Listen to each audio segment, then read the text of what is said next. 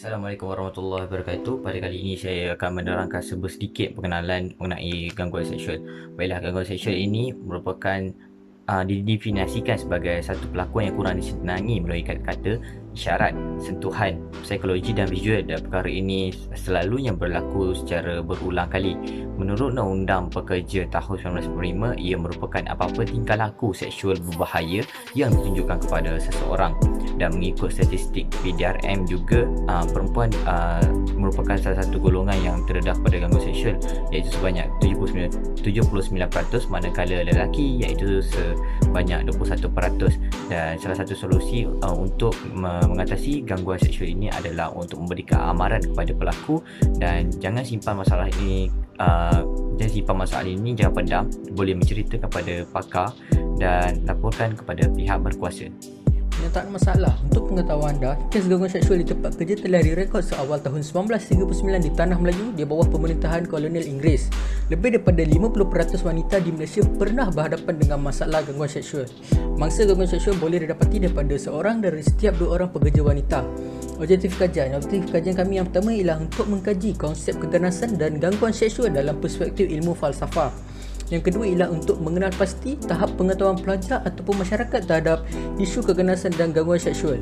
Dan yang ketiga ialah untuk mencadangkan langkah dalam mengekang isu keganasan dan gangguan seksual. Kepentingan kajian ini penting kerana yang pertama, ianya akan menambahkan kesedaran ataupun kefahaman masyarakat tentang gangguan dan keganasan seksual. Kemudian untuk membantu masyarakat untuk lebih memahami dan peka untuk terhadap bentuk-bentuk tingkah laku gangguan seksual ini berlaku serta kesannya terhadap masyarakat. Dan akhir sekali ialah untuk dijadikan sebagai sumber rujukan ilmiah bagi tujuan pembelajaran akademik yang bermanfaat. Seterusnya, kajian literatur. Terdapat 3 kajian yang kita rujuk semasa menjalankan kajian kita. Kajian yang pertama ialah kajian bentuk-bentuk dan pelaku gangguan seksual dan sejauh mananya hubungan dengan tekanan kerja dan kepuasan kerja. Yang kedua ialah kajian tentang gangguan seksual di tempat kerja, definisi, kesan dan langkah mengatasi dia. Yang ketiga ialah kajian tentang masalah gangguan seksual terhadap wanita di tempat kerja. Untuk metodologi kajian yang dijalankan oleh kumpulan kami ialah kajian secara perpustakaan. Data-data dan maklumat kajian diperolehi melalui bahan-bahan bertulis seperti jurnal, buku, artikel, bahan ilmiah, akhbar dan majalah. Selain itu, rujukan juga didapati melalui laman web internet untuk pencairan tesis dan majalah yang relevan. Assalamualaikum warahmatullahi wabarakatuh. Nama saya Muhammad Taqi Muhammad Hashim. Saya akan teruskan pembincangan konsep keganasan gangguan seksual dalam masyarakat. Yang pertama adalah dari segi aspek faktor gangguan seksual terhadap masyarakat. Yang pertama adalah dalam pekerjaan, iaitu wanita dianggap rendah tarafnya berbanding lelaki, menyebabkan gangguan seksual terhadap wanita selalu berlaku. Seterusnya adalah dari segi keterampilan, iaitu wanita yang seksi atau bujang lebih menjadi sasaran kerakusan gangguan seksual berbanding wanita yang sudah berkeluarga. Seterusnya adalah dari aspek personaliti wanita tersebut, iaitu bila wanita yang sentiasa bersendirian akan mudah menjadi sasaran kerakusan gangguan seksual. Perspektif mangsa, yang pertama adalah mangsa lebih suka berdiam diri kerana takut untuk dijadikan punca kepada kes gangguan seksual ini berlaku.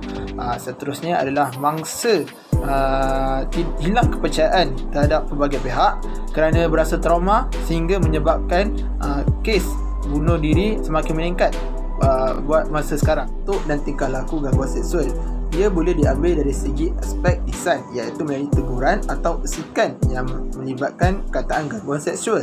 Seterusnya melibatkan dari segi aspek gangguan isyarat, iaitu makan secara provokatif sambil melihat mangsa kerana ingin melakukan gangguan seksual terhadap mangsa tersebut. Seterusnya adalah gangguan secara psikologi, iaitu pelaku akan memaksa atau memujuk rayu mangsa untuk keluar bersama bagi melakukan gangguan seksual. Dan akhir sekali adalah dari segi gangguan secara fizikal seperti meraba, mencium mahupun melakukan perkara-perkara tidak senonoh kepada mangsa. Konsep terakhir bagi gangguan seksual ini adalah dari segi mengenal pasti personality dan juga kepahagan ke diri bagi mangsa dan pelaku. Ia terdiri pada 15 trait personality yang berbeza yang melibatkan skor tinggi, sederhana dan juga rendah. Kita akan ambil dari segi tiga personality yang berbeza, iaitu yang pertama adalah agresif. Seorang yang tinggi agresifnya apabila skor tinggi, seseorang itu akan melakukan perkara agresif sehingga menyebabkan hilang kawalan daya keupayaan emosi mereka. Seterusnya ada dari segi sederhana, seseorang itu asertif, iaitu individu itu asertif dan sanggup menuntut hak sambil menjaga perasaan orang lain. Bagi skor yang rendah pula adalah seseorang itu tidak menjaga perasaan orang lain dan kurang menjaga diri kerana lebih gemar untuk membenarkan orang lain untuk menguasai diri mereka. Seterusnya adalah dari segi aspek ketahanan, iaitu bagi skor tinggi, seseorang itu lebih tahan daya fizikal, emosi dan juga mental sehingga mampu mencuba pelbagai benda baru. Bagi skor sederhana pula adalah seseorang itu berada di tahap ketahanan yang sederhana. Bagi skor yang rendah pula, seseorang itu tiada keupayaan ketahanan yang tinggi dan cepat bosan untuk melakukan sesuatu perkara tersebut. Dan akhir sekali dari segi trait personality yang saya ambil adalah bagi dari segi aspek kepelbagaian untuk skor yang tinggi, seseorang itu lebih mencuba dan lebih cenderung untuk mencuba pengalaman baru serta tidak suka berada dalam zon yang selamat. Bagi skor sederhana pula, untuk kepelbagaian seseorang itu, dia lebih berada dalam keadaan selesa dan sentiasa berada dalam keadaan kehidupannya sekarang. Bagi seseorang, untuk individu yang memiliki skor yang rendah untuk kepelbagaian, seseorang itu tidak suka untuk melakukan ataupun untuk mencari pengalaman baru dan lebih suka untuk berada dalam zon selesa beliau, sehingga menyebabkan tiada ilmu-ilmu yang mampu dicorakkan dan mampu diambil oleh individu tersebut. Hai, saya Lee dan saya akan menerangkan tentang tahap kesedaran masyarakat terhadap isu gangguan dan keganasan seksual. Menurut rujukan-rujukan yang kami dapati, diketahui bahawa ramai yang masih mempunyai tahap kesedaran yang rendah terhadap isu gangguan seksual ini, di mana mereka kurang memahami dan masih keliru mengenai pengertian sebenar dan tingkah laku bagaimana yang dikatakan sebagai gangguan seksual. Hal ini menyebabkan ada di antara mereka yang tidak menyadari bahawa mereka sebenarnya telah mengalami gangguan seperti ini. Selain itu, masyarakat juga sentiasa mentafsir gangguan seksual mengikut pendapat sendiri yang sehingga mewujudkan tanggapan dan persepsi yang berbeza antara setiap orang. Sebenarnya, ramai yang telah menjadi mangsa dalam gangguan seksual ini, tetapi mereka tidak mengetahui prosedur yang betul untuk membuat aduan dan mengambil tindakan atas isu-isu seperti ini. Hal ini menyebabkan tindakan mangsa yang mendiamkan diri apabila diancam oleh gangguan tersebut. Melalui kajian ini, dia telah menunjukkan beberapa cara mencegah dan membasmi isu ini daripada terus berlaku secara berleluasa dalam kalangan masyarakat. Langkah yang paling berkesan untuk mengekang isu ini ialah peningkatan tahap kesedaran masyarakat terhadap gangguan dan keganasan seksual. Dalam konteks ini, tahap kesedaran terhadap gangguan seksual boleh ditingkatkan melalui pendedahan media massa, ceramah kesedaran dan seminar mengenai keburukan gangguan seksual. Langkah yang kedua iaitu penguasaan atau mengetatkan undang-undang serta kod amalan mengenai isu gangguan dan keganasan seksual. Dan undang-undang dan kod amalan yang diketatkan adalah berfungsi penting sebagai satu amaran pencegahan dan pembasmian bagi isu ini.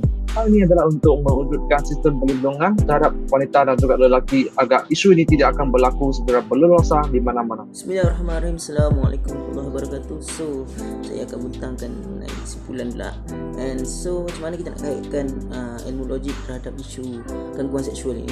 Kita dah tahu ilmu logik ni dia lebih kepada cara pemikiran seorang itu ke arah negatif atau positif. Okey, itu saja kita perlu tahu. And now kalau kita tengok pada kita punya isu kita ni, kita dah tahu ialah dia merupakan satu benda yang buruk dan mempunyai efek negatif terhadap setiap individu. And benda ni juga boleh dikaitkan dengan falsafah akhlak. Kita pun tahu bahawa bahasa falak ni berkait rapat dengan kita punya akhlak kita, adab kita macam mana. And gangguan seksual tidak boleh diperseksikan sebagai masalah peribadi dalam sebuah organisasi. Sebab apa? Sebab benda ni kita perlu laporkan kepada pihak berkuasa supaya pihak berkuasa boleh melakukan tindakan yang sewajarnya. So itu sahaja daripada saya. Sekian, terima kasih. Wabillahi taufiq. Assalamualaikum.